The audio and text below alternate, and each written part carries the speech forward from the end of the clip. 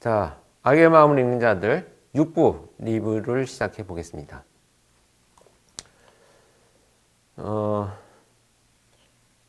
이런 그 사실 클리셰잖아요.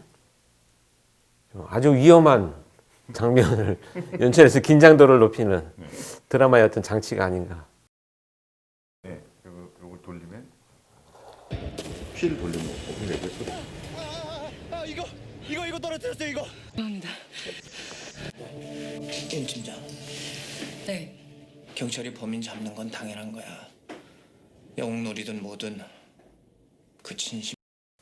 그러니까 지금 이 부분이 뭐냐면 사실은 경찰관들이 자기가 수사하는 팀이 아닌데 현장에 자꾸 나오는 것에 대해서 불만을 갖는 것이 좀 부적절하다고 여러분들 생각하실 수 있습니다. 근데 사실 그것이 적절한 건 아니에요. 왜냐하면 이 수사라고 하는 것이 지휘체계가 있어가지고 가까이 명과가 부여되면 그것들을 또 취합하고 이렇게 뭐 분석도 하고 회의도 하고 이런 과정을 거쳐서 계속 다음 단계로 이어져 가는 것이 체계적인 수사지 않습니까?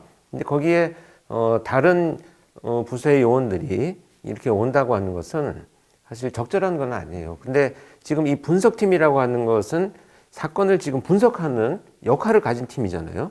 그렇게 되기 때문에 수사팀에서는 이 없던 팀이 나타나니까 여기에 대한 이제 사람에 대한 이제 거부감들이에요. 이렇게 조직의 시스템, 낯선 시스템인 거죠. 생전 안 해봤던 시스템. 그런 것에 대한 이제 거부감인데 여기서 이제 이 지휘관이 잘 설득을 하죠. 좀 서러우셨을 것 같은데 처음에는. 아 근데 사실 처음에 갔을 때 뭐 그렇게 대놓고 거절하지는 않고 관심이 없어요. 무관심이에요. 그냥 뭐 어차피 경찰관이니까 또 뭐 과학수사 소속으로 되어 있으니까 뭐 현장을 가든 뭐 수사 기록을 보든 뭐 보지 마라, 뭐 오지 마라 이 정도는 아니고 보든 말든 관심도 없는 무관심의 세월이었죠. 무관심. 사건이 또 발생을 합니다. 자, 어떤 분이 질문하셨던데요. 저 가방에 과연 뭐가 들었느냐. 과학수사요원들 네. 들고 다니나 봐. 저게 장비가 다 들어있어요. 그래서 기본적으로 현장에 나갈 때 쓰는 장비들입니다. 붓, 분말, 뭐 잉크, 그다음에 자외선 랜턴, 뭐 이런 이런 다양한 것들이 쫙 이렇게 그 질서정연하게 들어있는 가방이에요. 그래서 야, 감식 가방 좀 들고 와. 이러면 이제 이 가방 들고 가는 겁니다. 그럼 요원들마다 좀 다릅니까? 구성이? 달라요. 근데 사실 역할에 따라서 좀 다르긴 한데, 뭐 카메라가 들어있는 가방도 있고, 뭐 다 다른 장비들인데, 대부분 공통으로 쓰는 장비가 있고, 또 뭐 화재나 아니면 이제 검시관 같은 경우에는 또 다른 장비가 필요하잖아요. 이런 경우에는 이제 자기 걸 자기가 갖고 나가기도 하는데, 보통 그게 이제 전체가 다 세트로 다 되어 있어가지고, 모아놔요. 장비들을 쫙 가방에 정비해가지고, 사건이 발생하면 이 모든 걸 누구라도 다 같이 들고 나가는 거예요.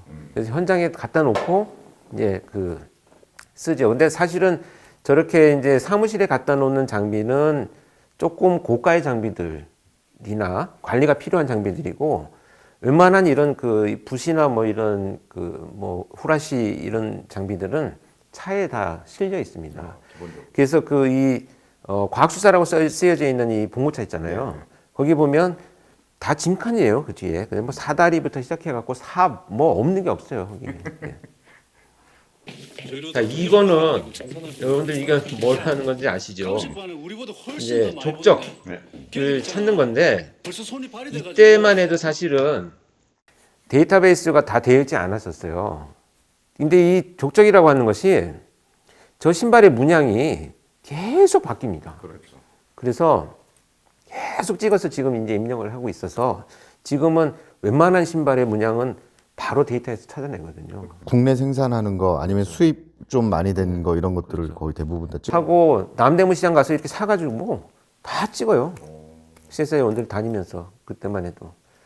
근데 지금 그 시절이기 때문에 이렇게 아날로그 방식으로 지금 하나씩 대조를 하고 있는 거죠. 좀 생뚱맞죠? 이 국영수가 가끔 보면. 야, 안 웃겨도 좀 웃어줄 수 없냐? 실제 저기 저렇게 박수가 나가냐, 약간 이게? 개그감이 있으신가요? 네, 재밌어요. 예, 원래 윤해철 분이 그분이 재밌는 농담 잘하고 예, 재밌어요. 자, 뭘 가지러 나왔는데 아무도 없죠. 주차장이 텅 비어 있습니다. 뭐가 일어났구나. 또 분석팀을 연락도 안 하고 다들 현장에 나갔구나. 그래서 현장으로 가죠. 자, 이 현장에도 제가 가서 여러분 보시면 지금 이미 지나간 드라마의 내용이기 때문에 말씀드리면 여기 누워 있는 시신은 덤입니다. 이 워낙 불에 탄 채로 시신이 발견된 거를 연출하다 보니까 사람이 할 수 있는 한계가 있어가지고 근데 굉장히 사람 같아요. 그래서 저도 여기 제가 이렇게 그 옆에서 이렇게 서가지고 이걸 뭘 하는 거냐 하면 여러분 되게 그 이 포인트 중에 하나인데요. 이게 지금 길쭉한 이런 이제 그 이렇게 관이 있는 걸 갖고 이렇게 대고 있잖아요. 네. 이게 화재 감식 요원이 유증을 채취하는 겁니다. 기름을 뿌렸는지 신난지 이런 인화물질이 나타나는지를 체증하는 도구입니다. 그래서 이거를 몰라서 소품을 준비를 안 했기 때문에 제가 그거를 이렇게 생긴 걸 갖고 와라 해가지고 이 장면이 연출이 된 겁니다. 발화물질을 이렇게 잡는다. 이렇게 화재가 발생한 현장에서는 이런 장비를 이렇게 쓴다. 유증기를 포집해가지고 그걸 분석해가지고 그렇죠. 네. 어떤 게 이제 발화를 네. 한 건지 그렇죠. 이런 부분들을 확인하는. 네. 아, 지문 아직 채취 안 끝났어요. 사실 저러면 안 되잖아요. 안 돼요. 저렇게 보면 말도 안 되는 거죠. 끝까지 악역을 하네요. 끝까지 악역. 악의 마음을 읽는 자가 아니고 그냥 악의 마음이네 그냥. 우리 그 개봉식 계장님께서 그냥 불은 뭐요? 응? 방화 시도가 있었네요. 다행히 시신 일부랑 천장만 조금 그을리고 꺼졌어요. 실제로 저 사건에서 저렇게 화재 사건이 한 건 있었죠. 네 그렇습니다. 네 번째 침입 사건이죠. 거기에서 있었어요. 자 이게 이제 참 이 연쇄라는 말을 꺼내기가 되게 어려운 상황에서 지금 브리핑을 하죠. 이미 사실은 실제 상황에서는 세 번째 사건이 나면서부터 연쇄로 포착을 해서 수사는 집중이 되고 있었던 상황입니다. 현장에 못 들어가게 하니까 이제 어떻게 합니까? 과학사위원 쫓기를. 박세현 조끼를 자기가 자기 옷 위에 두 개를 입고 와가지고 예? 이거 나눠주고 가는 걸로 참 만들었네요. 예. 자 여기에서 여러분 제가 이제 이것도 불을 붙여서 이제 이거 직접 태웠어요. 근데 멀쩡한 걸 태우려니까. 근데 뭐 소품이라고 그냥 태워도 된다 그래서 불 질러서 이렇게 던져봤는데 아 진짜 드라마 만든다는 게 결코 쉬운 게 아니더라고요. 이게 한 번 훼손돼 버리면 저거는 또 새 걸 다시 갖고 와서 또 찍어야 되니까 굉장히 이 실수하지 않도록 예민하게 움직이더라고요. 이게. 건 기존 방화범들이 갖고 있는 심리적 금고를 못 열었네요. 네, 큰 거를 못 내는데 여러분 여기에서 여태까지 금품에 저렇게 적극적이지 않았잖아. 보시면 어떻습니까? 이 장면도 제가 사실은 이게 불에 타서 떨어진 게 아니고 네. 이걸 내가 떨어뜨려 놓자 그랬어요. 이것을 실제 유영철이도 신에 대한 어떤 그 진짜 분노를 자기가 이 주장을 했었지 않습니까?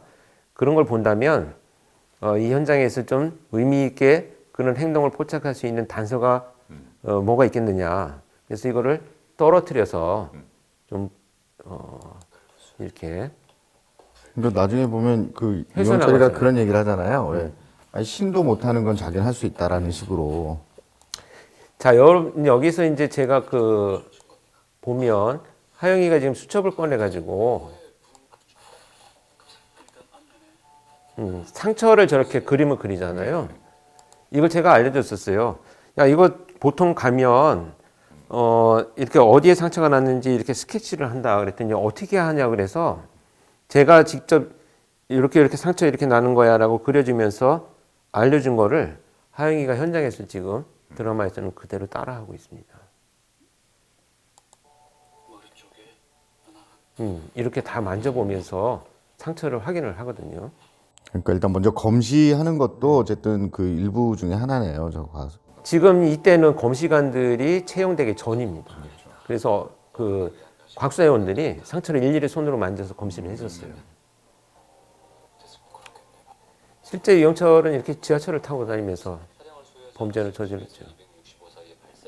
공개 수배하는 내용은 제가 지나갔습니다만 그때도 우리가 한번 이야기했다시피 그 뒷모습 가지고 공개하는 것이 무슨 의미가 있겠느냐라고 했지만 범행을 멈추고 또 범죄자의 심리를 좀 범죄자의 심리를 좀 추적할 수 있는 그런 단서로 한번 써보자 이런 살짝 효과가 의미를 갖고 있었잖아요. 있었죠. 그게 살짝 사실 상당 부분 또 이 이후에 이제 이 생각대로- 침입 범죄가 멈춘 거죠. 그렇죠. 예, 사실은 자, 범죄자에 대한 이제 브리핑을 이렇게 합니다.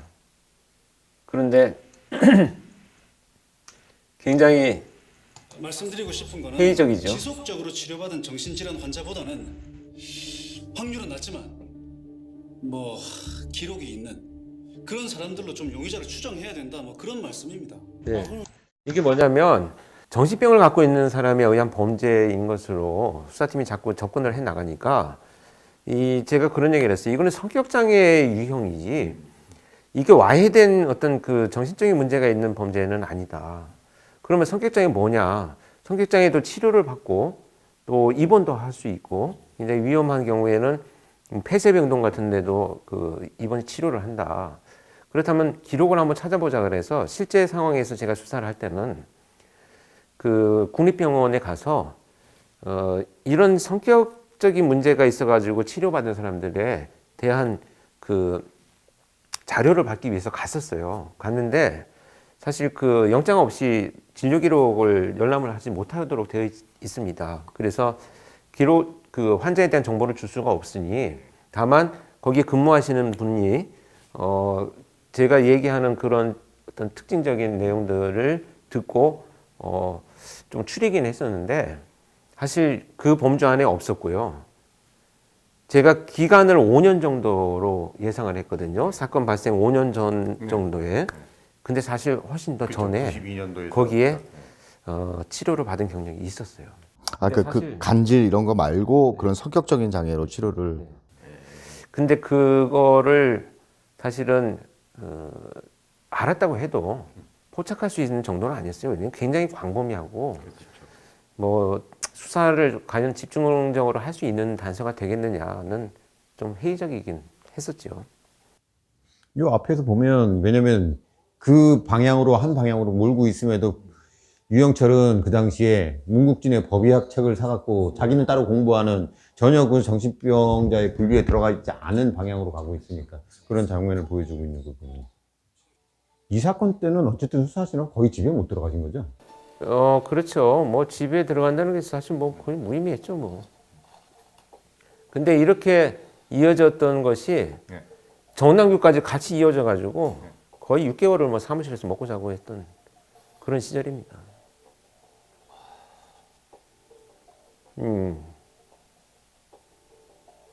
한 장을 떨어뜨리고 발견하지 못하네요. 자, 이 범죄자는 이제 누구인지 곧 실체가 밝혀질 것입니다. 네, 이렇게 해서 여러분 이제 6화에 대한 리뷰를 간략하게 좀 정리를 했습니다. 이 내용들을 뭐 다 팩트하고 비교해서 설명하는 것은 드라마 리뷰로서는 별로 의미가 없는 것 같아서요. 현장에 나가서 제가 이 드라마 제작을 할 때 배우들하고 같이 나눴던 얘기들을 위주로 해서 간략하게 한번 소개를 드려봤습니다. 곧 이제 7화에 대한 리뷰를 진행을 해보도록 하겠습니다.